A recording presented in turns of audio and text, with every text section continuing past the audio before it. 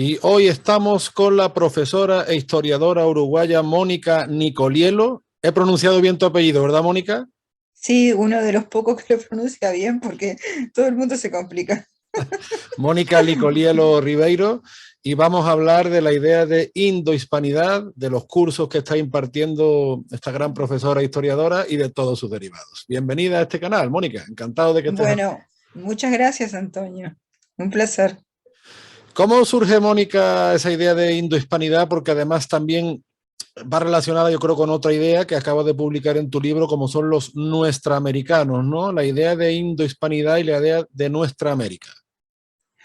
Bueno, es un poco la intención de ver las cosas de una manera diferente, porque generalmente se plantea como que la cultura india, que además se intenta no llamarla así, parece que diera vergüenza hablar de indios, yo Sí, con ahí todo esto de retomo. lo políticamente correcto ya no sabe uno cómo va a hablar. Eso. Claro, entonces yo retomo una idea que es la original y que no le hacía ningún problema a los indios, hasta tal punto que el cronista Guamán Poma incluso trata de resignificarlo, pero bueno, eso lo podemos hablar después, y le da un sentido muy interesante. Luego españoles, que es otro concepto que también políticamente incorrecto por momentos, porque parece que españoles solamente fuera la gente del actual país, reino llamado España, y no tuviera nada que ver con los 300 años anteriores de historia. Y por último, el concepto de nuestroamericanos, porque a diferencia de lo que se piensa, no es un concepto creado ni a fines ni a principios, ni a fines del siglo XIX ni a principios del siglo XX por Martí, sino que es un concepto muy antiguo que data del siglo XVII y que, revisando la documentación, en realidad es el más utilizado, porque uno lo encuentra en el siglo XVII en Hernández Camargo, que es el poeta de origen neogranadino que lo utiliza, la segunda mitad del siglo XVII. Luego aparece en el siglo XVIII por parte de los asesores de la monarquía, es decir, que también Aranda, por ejemplo, habla de nuestra América, y curiosamente también aparece a principios del siglo XIX, lo usa Santiago Liniers, cuando una arenga a los regimientos de patricios, pero también de catalanes, de cántabros, de Buenos Aires, usa nuestra América, es decir, defendamos nuestra feliz América frente a el usurpador inglés. Entonces realmente es un término que es antiguo, que fue muy utilizado y que pienso que engloba a otros. Si estamos hablando de América Española, esa América Española es nuestra América, pero además contiene la idea de una apropiación afectiva, es decir, no necesariamente es nuestro en el sentido de pertenencia o ser nativo de ahí, sino de un sentimiento de afecto. Y relacionado con esto, también el curso que estoy brindando apunta a la misma finalidad, ver las cosas de otra manera y tratar de explicar por qué son de esa otra manera. Entonces, el curso es Indohispanidad porque intenta mostrar que lo indio y lo hispano no se oponen, sino que forman una unidad, que América evolucionó junto con España, que España evolucionó junto con América, que esa idea de separar esos dos componentes en realidad es una creación de las potencias que intentan dividirnos. Eso está totalmente demostrado porque la política que usó Estados Unidos en Filipinas fue la de separar el elemento tagalo del elemento español, Uh -huh. arrinconar lo español, hacer que se perdiera la identidad española, y ahora se está perdiendo la identidad tagala, porque ahora lo que tenemos en Filipinas es un enorme avance del inglés y de la cultura anglosajona con la excusa de la globalización. Es decir, Filipinas está perdiendo su identidad. ¿Por qué? Porque primero perdió su componente hispano y tras el elemento hispano siempre está el elemento indio. ¿Por qué? Porque es a través de España como las culturas indias, en el sentido que le estoy dando el término, se dan a conocer en Europa. Es a través de España como Indoamérica da a conocer su cultura en el mundo. Entonces, si yo empiezo por destruir lo hispano, al destruir lo hispano estoy destruyendo eso con lo cual es inseparable España, que es el mundo indígena y no al revés como se piensa.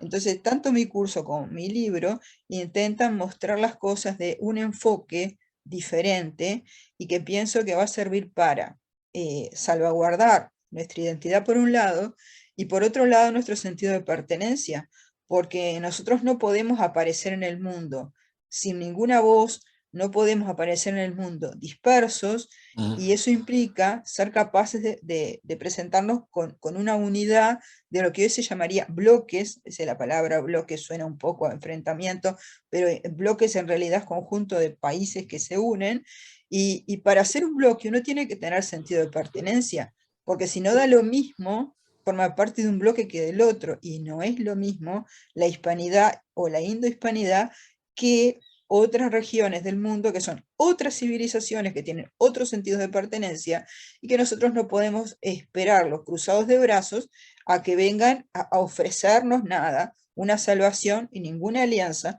porque no es lo que a ellos les interesa. Es muy Entonces, interesante, Mónica, que metas el dedo en esa llaga, porque a día de hoy por las redes sociales vemos a muchos, llamémosle así, llamémosle despistados, unos que dicen que tenemos que aliarnos con Rusia y China, otros con los anglosajones, pero ninguno busca precisamente lo que tú bien dices, ese sentido de pertenencia. Eso se da entre los propios, o que se llaman hispanistas muchas veces, y tanto unos como otros están profundamente equivocados por no buscar precisamente ese... Me llama mucho la atención esa expresión, ese sentido de pertenencia. Y yo creo que además cometemos un error metodológico, yo me incluyo, fundamental. Tú bien decías antes la relación de las Indias occidentales con España y viceversa, las idas y las vueltas. Muchas veces hablamos de España como si España hubiera sido un organismo europeo que se hubiera quedado aislado en Europa y solo hubiera emitido hacia América. Como si España, como si lo americano no formase parte de la identidad de España. Pues yo, por ejemplo, que he vivido varios años en Perú, y tengo amigos en todo el continente prácticamente, siempre te dicen, no, nosotros ya no somos ni españoles ni indios, ya bueno, pero es que España también recibe, entonces es como si nosotros dijéramos, pues ya no somos tan europeos porque también somos en parte americanos. Por ponerte un ejemplo de muchos que te podría poner, ¿no? La tortilla lleva papa, el gazpacho lleva tomate, o el flamenco, que mal que le pese a muchísimos puristas, el flamenco, cada vez quedan menos, pero bueno, el flamenco es un género musical que nace en el siglo XIX y nace principalmente entre Sevilla y Cádiz, que son los dos principales puertos que comerciaban con América. Todo ese aluvión de música hispanoamericana entraba principalmente por Canarias, por Sevilla y Cádiz. Y si tú vas desgranando, Mónica, los subgéneros del flamenco, resulta que tenemos la vidalita y la milonga. No hace falta que te diga de dónde proviene eso. O tenemos la guajira, o la rumba andaluza, que tiene mucho que ver con la guaracha antigua cubana, o los tangos, que son muy, muy típicos de Cádiz y que proceden también de ese mundo antillano, o todo ese fandango antiguo, que ya el diccionario de autoridades de 1735 nos dicen que es un baile muy alegre que han traído los que han estado los reinos de las Indias. Y ese fandango barroco o posbarroco, si lo queremos decir así, está presente desde Vasconia hasta Portugal, por toda la península. Y es un molde que se da mucho en la guitarra flamenca también, el rasgueo, por ejemplo. Muchas veces nos reímos de los estadounidenses porque confunden la música mexicana con el flamenco. No, es que el rasgueo de guitarra está presente y por eso ellos los confunden. Probablemente ellos se han dado cuenta de algo que nosotros no, porque llevamos 200 años buscando la diferencia en vez de buscar lo que tú bien señalas, lo nuestro, el sentido de pertenencia. De ahí la importancia del término Nuestra América. exacto, y toda la música popular que nosotros creemos que es una propia del Río de la Plata, y le llamamos la payada, y en Cuba se llama la décima, y también en Perú son las décimas de Spinel, que datan del siglo XVII, y la manera de interpretarlo varía con la región, pero estamos hablando de lo mismo, es decir, todos compartimos una misma música. Pero fíjate que en el flamenco, los años 70, Mónica, Paco de Lucía introduce el cajón, y aquí poca gente sabe que el cajón es peruano. Y fue un instrumento que se introduce en el mundo del flamenco y no necesitó ni proceso de adaptación, se introdujo de un día para otro. Al flamenco se le han intentado incorporar instrumentos orientales y ninguno acaba de cuajar. Y sin embargo el cajón fue traerlo Paco de Lucía, al día siguiente estaban todos los cuadros flamencos. Y poca gente sabe que eso en verdad procede del Perú. Exacto, y las rutas explican todo eso, como tú decís, las rutas marítimas, después están las rutas terrestres, la ruta de la Plata de América del Sur, la ruta de la Plata de Norteamérica, es decir, a través de los caminos, los religiosos por un lado, porque les interesaba componer canciones para facilitar la evangelización, y por otro lado, lo que decía los cronistas de la época indígenas, como Guamán Poma decía, esos mestizos que andan por los caminos, mal tocando las guitarras, bueno, pero esos mestizos que andaban por los caminos, estropeando la guitarra, son los que llevan la música de un extremo al otro de América, una música mestiza. Así que somos lo mismo, hay variantes regionales, pero es Lógico. muy triste que estemos buscando siempre la diferencia supuestamente para fundamentar la nación y lo nacional Ahí está. y Es como las cuando entre Uruguay y fronteras. Argentina se pelean por el origen del tango, o por ejemplo Perú y Bolivia que se pelean a veces por la Candelaria, por el carnaval, cuando todo procede del mismo sustrato y que España, o sea, yo intento, no sé si con mayor o menor éxito, explicarle muchas veces a mis paisanos que España también es producto de eso, que España no se quedó aislada, al contrario, que los americanos forman parte de la identidad española. Nosotros tuvimos décadas discutiendo quién había inventado el dulce de leche, si éramos los uruguayos o los argentinos. Después resulta que el dulce de leche es un postre que se comía en la mesa de Felipe II. Así que imagínate el dulce de leche, quién lo inventó. Y no, o En cuando en México, Perú, por ejemplo, muchos amigos peruanos que me decían que el arroz con leche era típico peruano. Digo, sí, típico sí. peruano y costarricense y portugués y brasileño y español. Sí, es muy gracioso eso, pero bueno, es como para reflexionar que la unidad de la cual formamos parte. Y que obviamente hoy en día que el mundo funciona por bloques, tú te podrás imaginar que Rusia tiene un poquito más de PBI que España, un poquito más de PBI que España, pero Rusia hace como ese gatito que pone cara de león. Yo no digo que actúen bien, porque no me gusta la política exterior de Putin, pero digo, ¿cómo es eso de que aparecen en todos los diarios, en la televisión, como que realmente fueran de temer por el anglosajón? Y nosotros que podríamos sumar muchísimo más que el PBI de Rusia.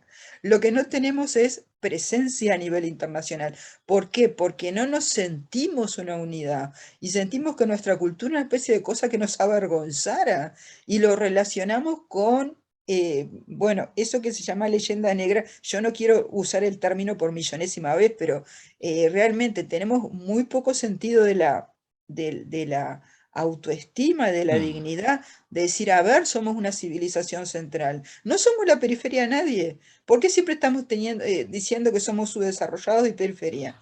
Esa además es una idea que se impuso después de la Segunda Guerra Mundial, porque la impone la CEPAL, la Comisión Económica para América Latina, que establece una región a la cual llama América Latina, con ese sentido, en el siglo XX surge la idea de América Latina como una región subdesarrollada y periférica, que antes no estaba esa idea, porque a lo largo de toda nuestra historia se habló siempre, como decía Sor Juan Inés de la Cruz, de la América próspera, es decir, los reinos ricos de Indias. La idea de una periferia no existía, éramos el centro. La Lo idea que de una dice, mira, región mi amigo pobre Francisco tampoco. Núñez del Arco, el historiador quiteño, siempre dice que la primera civilización occidental, ahora que tanto se habla de Atlántico, atlantismo, pues la primera civilización occidental y atlántica fue la hispánica. O sea, la que creó su propio mundo desde el Atlántico al Pacífico, llevando además la cultura mediterránea, lo que ahora a día de hoy se dice la primera globalización. Por tanto, no somos una, como tú bien dices, una periferia, más bien somos, oye, me quedo con esos conceptos, sentido de pertenencia y civilización central, que era muy interesante. ¿Eh? Tú fíjate que toda civilización se ve a sí misma por una cuestión de salud mental, se ve a sí misma como un centro. Eso no quiere decir que desprecie a otras, pero si tú te pones a analizar cuál es el sentido del nombre que China se da a sí mismo, que no es China, ese es el nombre que nosotros le ponemos, tampoco se enojan de que no le llamamos así, pero es algo así como Yongo. Bueno, eso quiere decir el país del centro. Si el nombre que los chinos se dan a sí mismos es el país del centro. Incluso las antiguas civilizaciones americanas se llamaban a sí mismas el territorio de las 4 regiones, que era el Perú, las 4 regiones del mundo. El Cusco era el ombligo del El mismo mundo. mundo, sí. Después, para los nahuas, el Semanagua era la gran isla mundial. Y luego, para españoles, las Indias eran el territorio más rico que tú te podías imaginar, y eran el centro del mundo. Y esas Indias eran un eje mundial porque de un lado tenían el Pacífico, del otro lado el Atlántico, es decir, tenemos salida a todos los océanos y mares que valgan la pena. Tendríamos que Otro ser una concepto, gran Mónica, raza. hablando de eso, y otro concepto que a mí me interesa bastante, que yo te escuché en la entrevista que te hizo mi amigo Emilio Acosta Ramos de Venezuela Provincial, que le mando un saludo, es cómo esa hispanidad, si fuera vertebrada, podría acceder a la nueva revolución tecnológica, ¿no? Porque realmente es un mundo que lo tiene todo tipo de recursos naturales para avanzar y para situarse, ¿no? Exacto, y la revolución tecnológica que nosotros ahora estamos transitando, la quinta revolución tecnológica, industrial y tecnológica, que es la etapa en la cual se fusionan las tecnologías de la información, de la robótica, incluso de la biotecnología, y cuanto tú quieras abrir a la mente, es decir, acá lo que importa es la audacia, el sentido del futuro, de la imaginación, de la innovación, todo lo que tú quieras en ese sentido, a partir de esta base. Ya la cuarta revolución industrial y tecnológica, la tercera revolución industrial y tecnológica van quedando por detrás. Ahora, nosotros tenemos que tener en cuenta que esto no es algo que se va a dar naturalmente, tampoco es una fatalidad. Esto es un proyecto, es decir, cuando los anglosajones y algunos europeos salen a decir en sus publicaciones, bueno, se nos viene la cuarta revolución industrial, se nos viene la quinta revolución industrial. Están hablando de un proyecto que ellos están diseñando y al cual incluso le ponen fechas para el 2020, 25, tal cosa, ya tendríamos que estar alcanzándolo. Para el 2030 tal objetivo y para el 2050 tal objetivo. Entonces, ¿qué pasa con nuestra comunidad? Si no tiene ese sentido de identidad y de pertenencia, tampoco puede plantearse una revolución tecnológica como parte de un proyecto, porque lo primero que tenemos que tener claro, como hizo la comunidad anglosajona, es delimitar lo que es nuestra zona de seguridad, delimitar lo que es nuestra área marítima y comercial, cuáles son nuestros recursos estratégicos, una geopolítica, que fíjate que esa geopolítica ya existía en el siglo XVI, es decir, cuando los navegantes establecían como fundamentales lugares como Panamá o el Estrecho de Magallanes, o recorrían los grandes ríos americanos, la corona ordenaba el avance de esas exploraciones, era porque se tenía clarísimo que Panamá o el Estrecho de Magallanes o los grandes ríos de América del Sur eran puntos estratégicos, porque no era porque sí que se establecían las rutas, era porque esas rutas comunicaban ciudades y comunicaban lugares donde había recursos. Entonces, por ejemplo, el Río de la Plata era una zona productora de alimentos, que hasta el día de hoy lo sigue siendo, y al norte del Río de la Plata, a partir de lo que se llamaba el Alto Perú, hoy en día llamamos Bolivia, una zona minera. Entonces lo que tenías que vincular era la zona productora de alimentos con la zona minera a través de los grandes ríos. Eso estaba clarísimo y por eso las colonizaciones, las fundaciones de ciudades se hacían siguiendo determinado orden y determinado plan. Entonces teníamos un plan, los siglos XVII, XVIII, XVI ya, teníamos un plan de desarrollo. Y de la misma manera, hoy en día, a partir del conocimiento de nuestros recursos, que son enormes, por ejemplo, la Unión Europea le compra el 75% de todo el litio que necesita a Chile, a un solo país. Imagínate. Cuando también Bolivia y también Argentina forman parte del triángulo dorado del litio. Es decir, que podríamos abastecer a la Unión Europea y a todo el mundo. Brasil le vende a la Unión Europea el 85% de todo el niobio que la Unión Europea necesita para su industria espacial. Los recursos que tenemos son fundamentales, las vías de comunicación, las salidas a los... Ahora, necesitamos tener una conciencia de identidad y un sentido de pertenencia que diga, bueno, estos recursos geopolíticos son importantes para nuestro desarrollo. Nuestro desarrollo tiene que pasar por aquí, por aquí. Y no tiene por qué ser una copia del proyecto de los anglosajones. Eso es una cosa que yo lo pongo también en el libro. El proyecto de los anglosajones consiste en esto y esto, desde su mentalidad, que proviene, por ejemplo, de una cultura protestante, entre otras cosas. Pero desde nuestra mentalidad humanista, que arranca con la escuela de Salamanca, con una valoración de los derechos de las personas que son anteriores incluso a la escuela de Salamanca, porque ya los tenemos presentes, por ejemplo, en la Carta Magna de León de 1188, en el año 1188, antes que en Inglaterra, las ciudades plantean sus derechos y obligaciones en esa Carta Magna, pero también las personas, los derechos de las personas, y también los derechos del bosque. Es decir, los derechos, digamos, de una relación con los bosques saludable para no destruir esos recursos. Todo eso estaba presente. Es curioso ya, porque además en el mundo hispánico siempre se han dado esos modelos, llamémosle mixtos, porque siempre ha existido, por ejemplo, la propiedad privada, pero también existían los llamados campos comunales, tanto en Europa como en América, a lo largo de toda la monarquía católica, y hay muchos historiadores anglosajones y de otras vertientes que no se explican, no saben muy bien explicar cómo ese modelo mixto funcionaba, pues, y funcionaba de una manera bastante aceptable.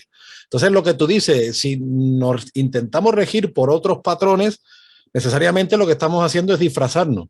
Pero una fiesta de disfraces está bien un día o dos, pero ya el tercero estás haciendo el ridículo, ¿no? Y hay otra cosa, Mónica, cuando tú nombraste antes la leyenda negra. Si la leyenda negra fuera, por así decirlo, una discusión entre señores eruditos y aburridos, pues no sería un problema. El problema es que yo creo que afecta a la autoestima, no ya de España, que por supuesto, porque la España oficial es otro agente negro legendario. Es que esto afecta a la autoestima, a la confianza y a la seguridad de millones de personas, incluyendo la comunidad hispana de los Estados Unidos, que cada vez es mayor. Entonces, ese es el problema que yo le veo, que creo que está muy relacionado con lo que tú explicas en tu libro y en tu curso. Sí, estamos afectando la autoestima de 580 millones de personas, con lo cual estamos haciendo un daño al mundo, porque estamos impidiendo que esas personas tengan voz en el mundo y que por lo tanto puedan cambiar las relaciones de poder, la geopolítica. Y no nos tiene que asustar el término, ni asustar hablar de relaciones de poder. Cuando hablamos de geopolítica estamos hablando de la capacidad de influencia mundial que tiene cada civilización. Y lo que estamos mirando en este momento es que el mundo está transitando por una guerra fría, al principio con puntos calientes, que no es la misma de 1945, pero sí en términos de cuáles son las potencias o pseudopotencias, como veíamos en el caso de Rusia, que se enfrentan, y en esa guerra, que se va tensando y tensando cada vez más, mucha gente va a perder, y ya de por sí está perdiendo, es decir, toda la gente a la cual le han destruido su casa, que se ha quedado en situación de refugiado, que van de un país a otro, que no tienen dónde estar, que no tienen luz, que no tienen agua, los niños que se crían en condiciones desastrosas, todo eso ya está pasando en una gran parte del mundo. Sí. Y si no, y fíjate, Mónica, por ejemplo, que los españoles, sobre todo la generación de mis padres, pues se nos vendió que el europeísmo era el maná, el europeísmo era el paraíso, ya estaba todo hecho, y fíjate cómo está Europa. O sea, España, a partir de los 80 o 90, toda la carne en el asador la pone en el tema del europeísmo. Y todo eso que tú estás describiendo, aquí va a llegar más tarde o más temprano. O sea, que de hecho la inflación en España, estamos ya por una inflación de casi el 11%, y nosotros pensamos que eso solo pasa en España, pero el resto de la Unión Europea tampoco es que esté mucho más bollante. Entonces, yo creo que España está en un momento para replantearse esas relaciones de poder y para replantearse mucho el camino, yo creo que totalmente erróneo, que empieza especialmente en los 80, entre los 80 y los 90. No porque España, digamos, no deba estar en Europa, sino porque España precisamente tiene que ser el puente entre Europa y el Nuevo Mundo. Incluso yo creo que tendría fuerza juntándose más con Portugal también para atraer a Italia, a Grecia y esos países más próximos a nuestra civilización. Es que esa geopolítica justamente era la que se tenía clara en el siglo XVI. Es decir, España estaba en Europa y tenía una política hacia Europa, pero España estaba en el mundo. Y no hay otra explicación de por qué tiene su siglo de oro en la literatura y en la ciencia y en el derecho, que no sea esa capacidad de vincularse con el resto del mundo. Entonces, realmente, una España que solamente se vincula con Europa, eso ya en la antigua Roma el emperador Marco Aurelio lo tenía claro. Él decía, Europa es un rinconcito del mundo, y eso que no había llegado a América. Pero los romanos sabían, Europa es un rinconcito del mundo. Tú te vas a meter dentro de un rinconcito teniendo la posibilidad de articularte con el resto del mundo, buscando todas las, digamos, excusas o razones históricas para hacerlo, porque España tiene la capacidad de vincularse con el que quiera. Es decir, en los siglos XVI, XVII y XVIII, los navegantes españoles, la corona española, los hombres de ciencia españoles, estuvieron en todas partes del mundo. Haces un estudio y no faltó ningún lugar donde no estuviera un español. Entonces hay razones históricas de sobra para articularse con todo el mundo. Y no hay otra manera de hacer que España pueda salir de esta situación en la cual de a poquito la van a ir embarcando. Porque hagamos memoria, a los anglosajones no le importó arrastrar a Europa a la Primera y a la Segunda Guerra Mundial y a la Guerra Fría, y dejarla en una situación de postración tan grande que Rusia, con todos los problemas que tenía, era la segunda potencia mundial. Es decir, no lo era realmente por su gran capacidad como potencia, pero sí lo era frente a la situación de postración en que había quedado Europa. Cuando Europa había sido modelo de civilización para el resto del mundo. Bueno, ¿qué pasa ahora con una tercera guerra mundial en Europa? Lo primero que estamos viendo es la destrucción de Europa Oriental, y después de manera indirecta, como tú decís, va a seguir Sí, el resto de Europa. ¿Y sí, sin por duda. qué? ¿Por qué? Cuando, fíjate que en 1521, cuando los pueblos de Mesoamérica hacen esa revolución que fue desplazar la hegemonía de la Triple Alianza dirigida por México Tenochtitlan y formar una civilización cristiana nueva, eso fue una revolución en Mesoamérica en 1521, estaban creando un eje geopolítico, cultural, por supuesto, religioso para empezar, porque era la expansión de la cristiandad a las Indias, pero un eje económico, geopolítico, que salvó a Europa de que la absorbieran los musulmanes, porque el imperio turco venía avanzando, se había tragado a Europa Oriental, estaba viendo la posibilidad en España de apoyarse con los musulmanes para recuperar España. ¿Qué es lo que salva al mundo europeo, cristiano, occidental? Es México. Y luego México se transforma, por su extensión, por sus comunicaciones, en algo así como la gran potencia mundial durante siglos, o por lo menos en forma latente. Y es entonces la América cristiana, la América española, la que marca la diferencia. Eso ya lo sabían nuestros antepasados. ¿Cómo los grandes analistas de hoy lo ignoran? Pero es justamente porque tienen ese sentido de autoestima tan bajo, y por todo el enfoque negativo, eh, exagerado, que le dan a ciertas cosas en lugar de valorar lo que realmente nos debe enorgullecer. Bueno, sin eso es imposible salir adelante. Total. Otra cosa que estoy ahora acordando, tú también en tus cursos hablas del componente africano dentro de la hispanidad, ¿no? La hispanidad se forma toda una cultura, bueno, lo que hemos dicho, musical, gastronómica, arquitectónica, incluso el componente guerrero. Y es de recibo señalar que no todos los africanos que fueron a América fueron esclavos, porque también hubo bastantes libres, incluso conquistadores negros, ¿no? La figura de Juan Garrido en México, del mulato Miguel Ruiz en Perú, del negro Juan Valiente en Chile. Y fíjate que ese componente, llamémosle afrohispano, ya estaba presente en Sevilla, porque antes de que Colón llegara a América, en el año 1393, o sea, 99 años antes, Había una hermandad de negros en Sevilla, que a día de hoy se conoce como la Hermandad de los Negritos, aquí, yo soy miembro de esta hermandad, y sirve de modelo para las cofradías que se van a extender desde México al Perú, pasando por las Antillas. Entonces, vuelvo a repetir lo mismo, que España tiene que replantearse también su identidad, porque cuando hablamos a lo mejor de los afrohispanos, automáticamente pensamos en el Caribe, pero es que antes en la Andalucía atlántica ya existía este fenómeno que se veía en la Semana Santa, en el Corpus, en muchas manifestaciones culturales, y que a día de hoy, por ejemplo, está teniendo, por así decirlo, un boom porque se ha hecho una película, hay cada vez más historiadores que se interesan. Yo que he vivido en Perú he visto la herencia de esta hermandad allí. En muchas... Pasa claro, en Perú, por ejemplo, no hay tanto la idea de una cofradía central como de cofradías más pequeñas, de distrito, de barrio, ¿no? Y en Sevilla llegó a haber varias hermandades de negros. Lo que pasa es que desaparecieron. La que se conserva tal cual desde 1393 hasta nuestros días es esta.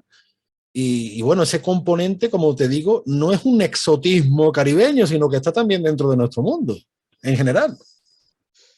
Exacto, las relaciones de España con África son antiquísimas. Se puede hablar de la prehistoria. Y de ahí en adelante, en la época antigua, la Edad Media, mm, eh, cuando llega a América el contacto, ya hay mucho camino trabajado. Más allá de que, por ejemplo, la cultura yoruba, que es la que modifica e influye en toda el área atlántica de América, desde Cuba hasta Montevideo, esa cultura yoruba ya está en contacto con los ibéricos desde el año 1460, porque 1460, es decir, mucho tiempo antes de que Colón tuviera contacto con los taínos, ya los portugueses estaban en contacto con los yorubas de Benín, que era una civilización importantísima, con una calidad técnica en sus bronces, que comparable totalmente con el Renacimiento europeo. Y además, una cosa que yo pongo énfasis en el curso es que no estamos hablando de grandes contrastes. Esa es un poco la versión que nos vendieron del África Negra. Pero el África Negra tenía formas de organización social y productivas muy similares a las de Europa.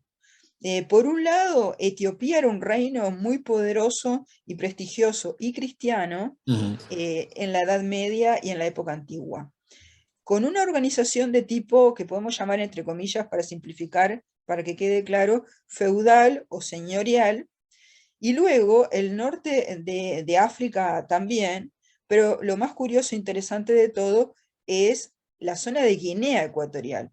En Guinea Ecuatorial también nosotros tenemos una épica caballeresca, está presente el conocimiento del hierro, la capacidad para levantar fortalezas empalizadas, tienen una caballería, tienen una épica que glorifica a los reyes y a las dinastías de reyes. Estas divinidades que muchas veces aparecen en el culto yoruba son en realidad reyes o ancestros venerables, como es el caso de Shango o de Ogún. No nos tenemos que dejar ahí llevar por lo que puede ser una vulgarización Uh -huh. de estas tradiciones. Fíjate, Mónica, Y en el mundo de nuestra música, por ejemplo, que tenemos bastantes desinencias afro, tango, fandango, milonga, zarabanda, zambomba, han entrado en la música precisamente a través del África Atlántica principalmente. tenemos una cantidad de palabras que ni nos imaginamos, que provienen de las lenguas del Golfo de Guinea, Bueno, y estoy con esa pensando, terminación. un producto cultural como es la capoeira, una mezcla de arte marcial y danza, que creo, vamos, por lo menos está bastante aceptado que es de origen angoleño, en el engolo, el jogo da zebra, y luego la influencia que también hay en Portugal, que hoy en día se está reconociendo el fado, que es otro mundo musical que nace en el siglo XIX, igual que el flamenco, y el fado también toma mucho de África y de Brasil, o sea que al final estamos ahí conectados. Es una síntesis total y que luego, claro, continúa por otras vías. En el siglo XVII, XVIII se incrementa el tráfico de esclavos, pero sobre todo en los países que basaban su riqueza en la plantación de productos tropicales, que no era España. España tenía otro tipo de organización económica, pero sí en general aumenta el tráfico de esclavos. Pero antes de eso, como tú decías, en realidad la presencia del negro o moreno es una presencia más bien de conquistadores, de hombres libres. Algunos van, sí, como criados, pero estaba muy presente y era respetada la figura del negro en España. Es decir, en España el negro tuvo sus defensores, en España fue donde pudo haber un catedrático negro que fue Juan Latino, cosa muy difícil en Estados Unidos hasta fines del siglo XX. Entonces, la relación con el negro, que es una relación con África, se vivió con mucha más naturalidad, y eso hace de España también una civilización universal.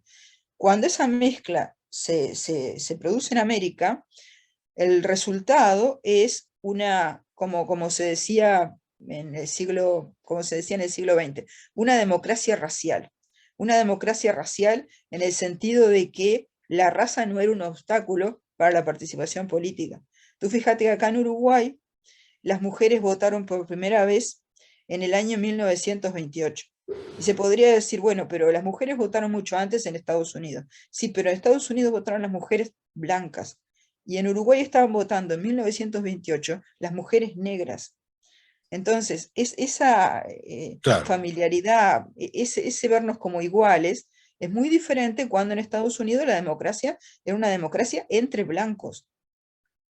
Acá era realmente una idea de una comunidad de iguales independientemente de la raza.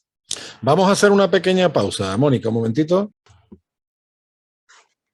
Bueno, Mónica, y llegados a este punto, yo quisiera que nos hablaras de cómo conseguir tu libro y también de cómo poder inscribirse en tu curso, porque es interesantísimo y seguro que hay gente de todo el mundo hispánico que está deseando.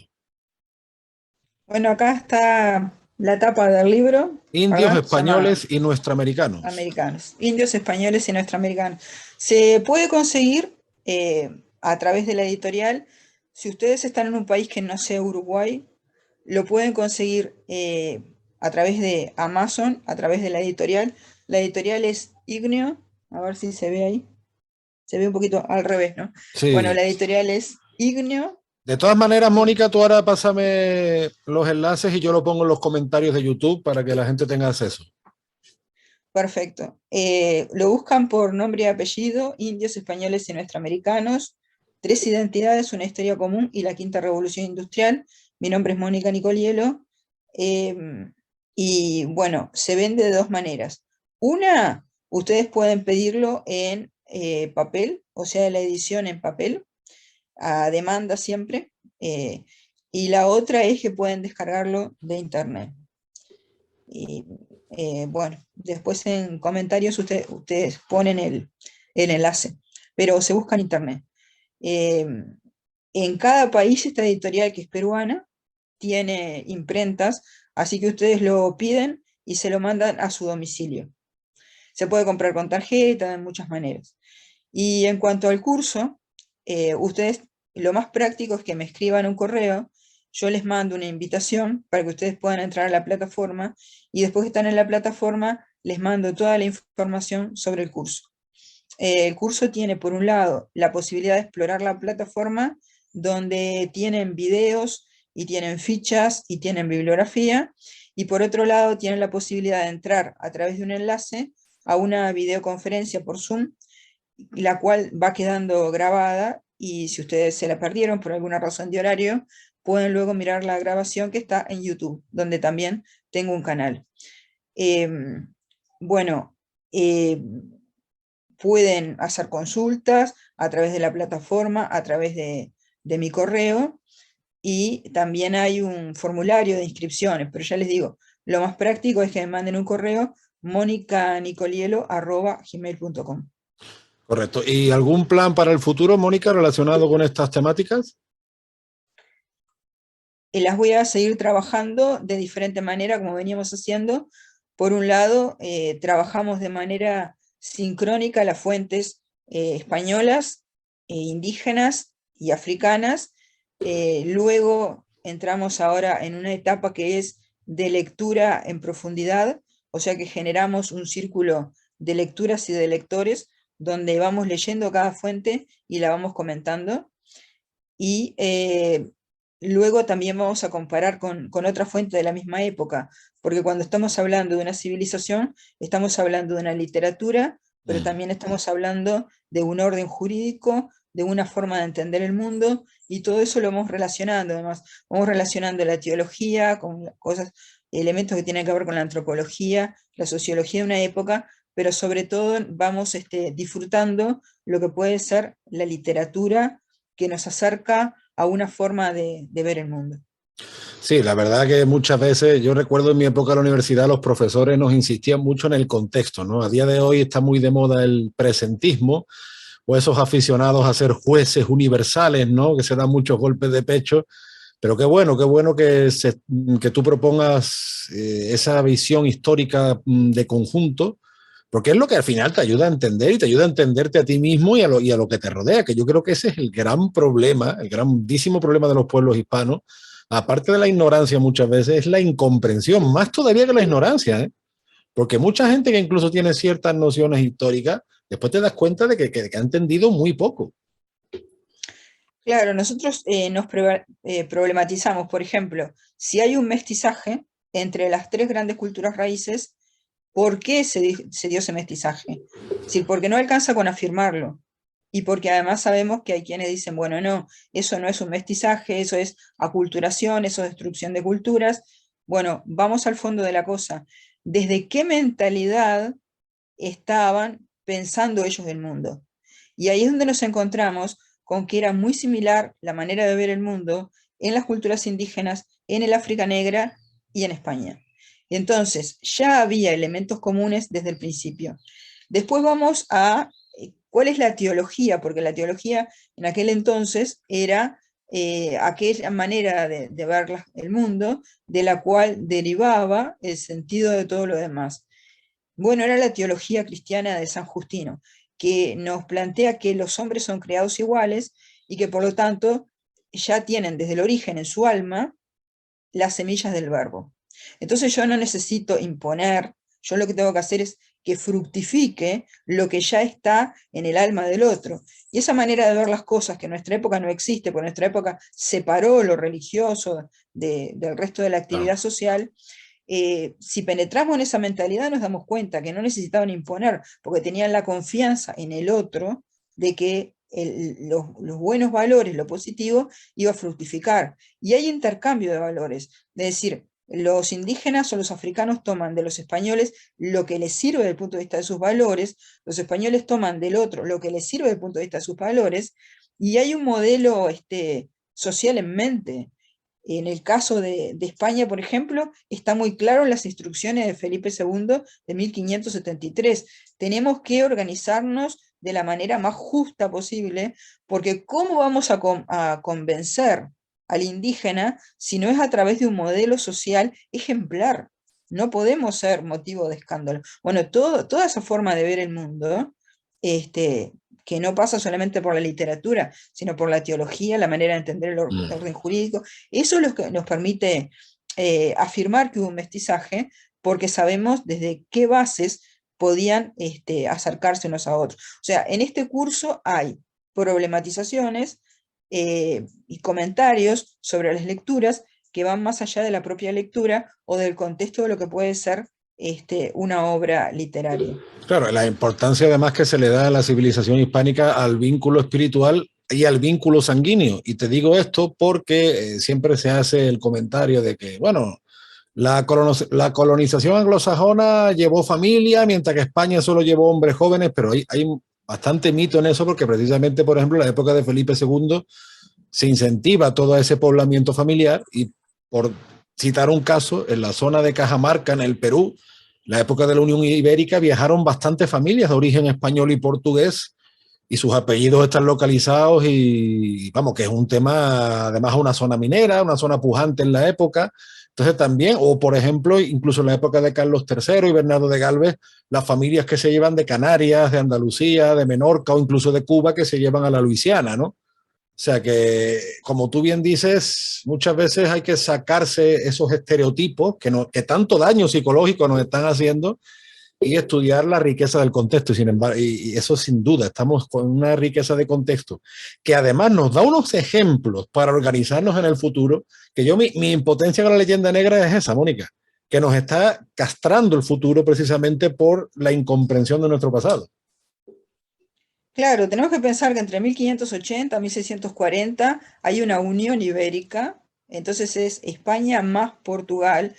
Tenemos que pensar que Uruguay fue, por ejemplo, poblado por gente que venía de Nueva Granada, es decir, gente que venía de lugares que, muy alejados.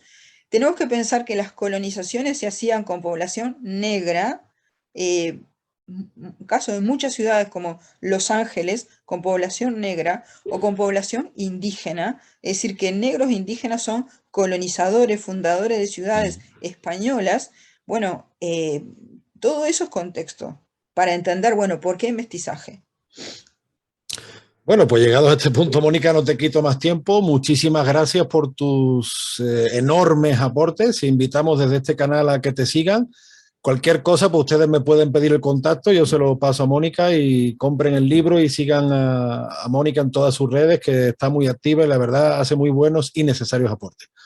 Muchísimas Bueno, gracias por todo. Mónica, y te mando un fuerte abrazo desde el que fue considerado puerto y puerta de las Indias. bueno, muchas gracias, ojalá siga haciéndolo y sea, vuelva a ser capital de las Indias y de España. Estamos en ello, estamos en ello. Un abrazo, Mónica. Chao, chao. Bueno, chao, un encanto.